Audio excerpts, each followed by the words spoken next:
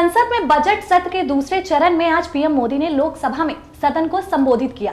इस दौरान पीएम मोदी ने महाकुंभ से लेकर कई मुद्दों पर बातचीत की और महाकुंभ की सफलता का भी जिक्र किया। इसके साथ ही पीएम मोदी ने महाकुंभ में योगदान देने वाले देश के करोड़ों लोगों को नमन भी किया। लोकसभा में बोलते हुए पीएम मोदी ने कहा, जिस तरीके से महाकुंभ हुआ है उसके लिए मैं देश के नागरिकों को सिर झुकाकर नमन करता हूं। पीएम ने कहा कि महाकुंभ के दौरान पूरी दुनिया ने भारत की भव्यता को देखा और कहा कि पिछले साल अयोध्या के राम मंदिर प्राण प्रतिष्ठा समारोह ने हम सभी को यह एहसास करवाया है कि कैसे देश अगले 1000 वर्षों के लिए तैयार हो चुका है। इस साल महाकुंभ ने हमारी सोच को मजबूत किया है और देश की सामूहिक चेतना हमें देश के सामर्थ्य के बारे में बताया है। पीएम मोदी ने कहा कि गंगा जी को धरती पर लाने के लिए भागीरथ ने प्रयास किया था, वैसा ही प्रयास मैंने महाकुंभ के आयोजन में देखा। पूरे विश्व ने महाकुंभ के रूप में भारत के विराट स्वरूप के दर्शन किए। सबके प्रयास का सही साक्षात स्वरूप है। महाकुंभ में हमने हमारी राष्ट्रीय चेतना के जागरण के विराट दर्शन किए हैं। ये चेतना राष्ट्र को नए संकल्पों की तरफ ले जाती है।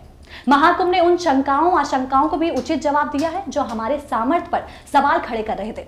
उन्हें भी हमारा सामर्थ्य अब दिख चुका है। इसके साथ ही उन्होंने अपने हाल ही में मॉरिशस के दौरे का भी जिक्र किया, जहां वे त्रिवेणी संगम का पवित्र जल लेकर पहुंचे। उन्होंने कहा, जब गंगा जल को वहां अर्पित किया गया तो श्रद्धा का माहौल देखने को मिला। यह दिखाता है कि कैसे हमारी संस्कृति को अपनाने की भावना कितनी मजबूत हो रही है।